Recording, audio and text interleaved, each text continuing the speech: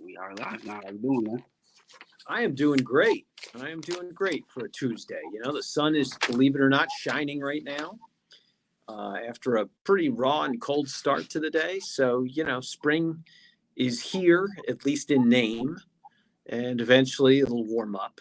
I've got a cool shoot tomorrow outside. Um, so I'm sort of excited about it. The weather's supposed to be nice finally, like 55 and sunny. So we'll take that. I'm ready for summer. The beaches and stuff like that. I'm ready. Oh yeah, yeah. No, I'm ready to just jump right into summer. That's fine. You know, my heating bill would like that too. I'm ready.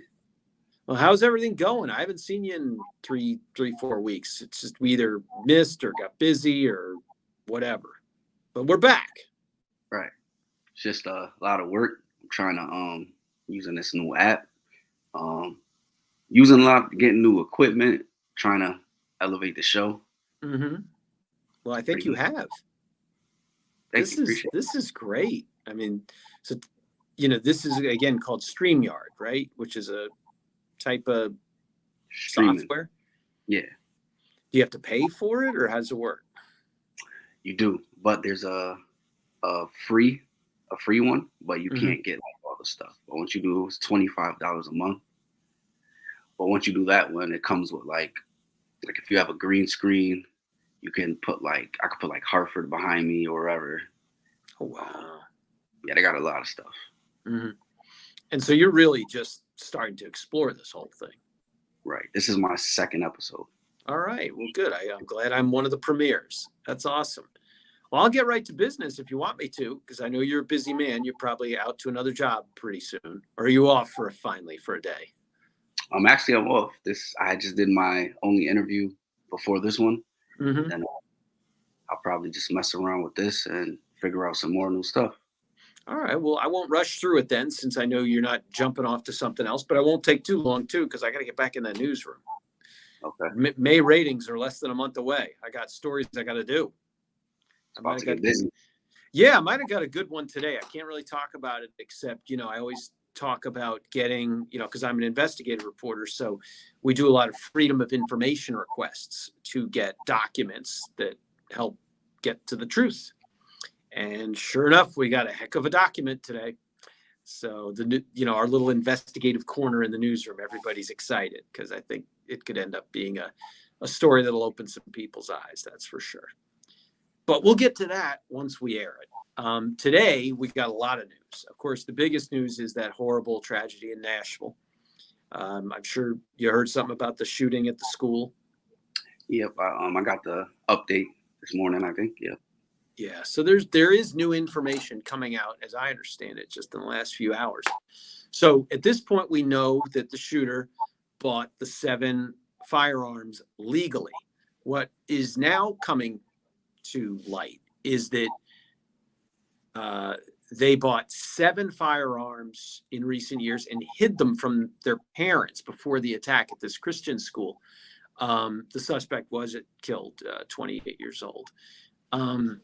His name was Audrey Hale, identified as transgender, purchased the guns from 5 different stores in Nashville. 3 of the guns were used in the massacre Monday.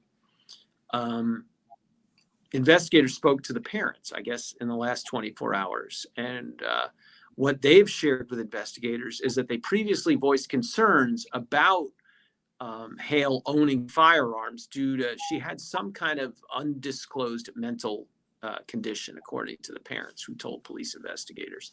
And the parents told police they knew that Hale had bought 1 weapon and sold it, but they weren't aware that the shooter had been hiding several more at home. What's also interesting here, according to the police chief, John Drake, out in Nashville, he said that Tennessee does not have what's called a red flag law.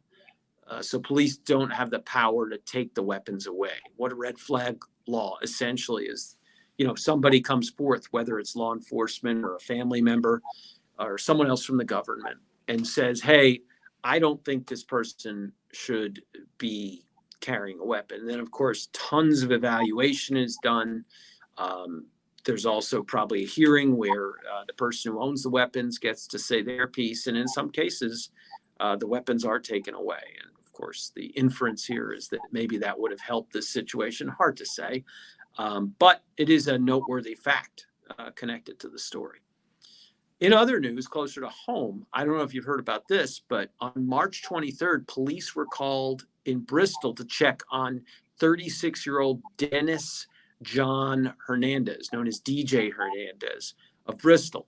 You've probably heard that name. You've heard the name Aaron Hernandez, certainly. DJ is his brother of the late Aaron Hernandez. And police were contacted about him by some other unknown person who was concerned because he made statements about wanting to destroy property at the state capitol and at ESPN. And, you know, Hernandez was this Division I athlete. He had ties to ESPN throughout his career. And again, brother of former New England Patriot Aaron Hernandez. And as you remember, Aaron Hernandez was arrested in 2013 and convicted in 2015 of killing semi-pro football player Odin Lloyd. He later, as we understand, committed suicide in prison. DJ Hernandez, his brother, was apparently very upset, and he arrived at ESPN. He actually did end up going there in an Uber, which drove up to the gate, and he threw something onto the campus and left. As police investigated, they found a large brick and a handwritten note, which I'm not going to give you the whole litany of what he said, but essentially he felt that, you know, your words have consequences and ESPN should know better, I guess, in some way referring to the Aaron Hernandez case. I don't know. They did end up talking with him. They ended up, ESPN security ended up shutting down the entrance and exit to the campus for about a half hour because they just didn't know what was going to happen next. The report here we have doesn't say if he was arrested. I'm assuming he was not. And he admitted he was at ESPN, and he apparently did not wish to talk about the incident with police. Technically, I guess if you throw a brick, maybe that's not, you know, if he didn't damage anything, I guess they can't arrest him. So that's where that one's at least for now. Let's see what happens. At least nobody got hurt. What's that? At least nobody got hurt. Right. I mean, he was clearly angry, and he threw a brick, but apparently not angry enough to hurt anybody. And certainly we're thankful for that. We're thankful for the police for getting there in time to take care of whatever was going on there. So we got an NBC. Oh, go ahead. You were going to say? Oh, no. Go ahead. Okay. So we got an NBC Connecticut Investigates story to share with you. Really interesting report that we unearthed. It's something that the state shares every month, and it's called the Monthly Loss Report. And every agency in the state has to report to state auditors what they lost in the prior month. And so we saw one that really jumped off the page. It was in January, the January report for, I guess, December. And a lot of times they'll do final inventories in December. So you get some pretty juicy things in there. And the one that jumped off the page was we saw that the DCF, the Department of Children and Families, which we're all familiar with, that's a big state agency. It said it lost or had missing $90,000 worth of computers, laptops, and tablets. And they'd only lost them in the last year or two, maybe 3. And it was almost 100 pieces of equipment we're talking about here. And how do you lose that many so quickly? Well, the story is that up until the pandemic, they only had about 300 in the whole agency. And then, of course, you had the work from home thing. But somehow about 100 of them were misplaced at a value of about $90,000. These included Dells and, Apple iPads, all kinds of things like that. And the DCF said it appeared to be connected to poor inventory tracking. It was discovered during an annual inventory, and this is what the DCF said. It said it has 7,359 inventoried assets across the agency. The results of the annual inventory concluded that less than 1%, or roughly 120 assets, were not accounted for after a 4-month period to locate them. The DCF said that significant employee turnover in 2022 was to blame, combined with personnel shortages and other factors that, as it said, resulted in a small amount of equipment not being recovered when staff left the agency. But 100 laptops and tablets in a short period of time, I don't know. I think that might be debatable. The spokesman said keeping up with inventory has been difficult for several reasons, including staffing pressures coupled with a manual and error-prone tracking process. So let's hope the DCF can get on top of that. That was a story NBC Connecticut Investigates filed last week, I believe. And then let's end with some happy news. UConn. Okay. How about that? Well, we'll start with the sad news. We're sad that the women lost. That was a bummer. Did you watch that? I didn't catch the women game, but I see something about it. They lost. Yeah, it's tough. First Sweet 16 loss in over a decade. First time not in the Final Four in over a decade. I watched the game. They just got stopped in their tracks. Ohio State had this really good pressing defense, and UConn's women, even though, they had overcome so much adversity this year, their best player or their most prolific scorer, best player is not fair. Most prolific scorer, Paige Beckers, has been out all season with more knee trouble. I can relate, being in the Wounded Knee Club. But she's been out all season, and they overcame all that and got this far, but it just was the end of the road. So that's the sad news, but, they'll be back next year. They're a great program, and they'll do a great job, and we'll see them going deep into the tournament, I'm sure, next year. This year, the big surprise is in Coach Hurley's 5th year, he's gotten the men to the Final Four. And this is just so exciting. I mean, we've got this game Saturday night at 8:49. And there will be watch parties all over our state. Bears Barbecue, for example, is going to have them at their restaurants, except for the South Windsor location. And then, of course, at Gamble Pavilion, they're going to have a massive watch party there. And there are many, many others as well. The doors will open at Gamble at 8:15, and it's a public is welcome kind of party. So that's our news. Some good news. Let's end with some good news, right? Go UConn. Let's hope they can pull it off here. They look good. Did you watch any of the men? I did. I was at Chili's actually eating. I caught a little bit of it. Yeah, what'd you think? They were doing their thing, as always. Mm-hmm.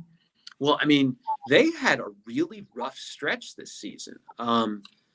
They had lost like 7 out of 8 or something. Don't hold me to it. I'm not a sports guy. I'm an investigative reporter. But they had lost like 7 of 8 to in-conference opponents, which is a killer.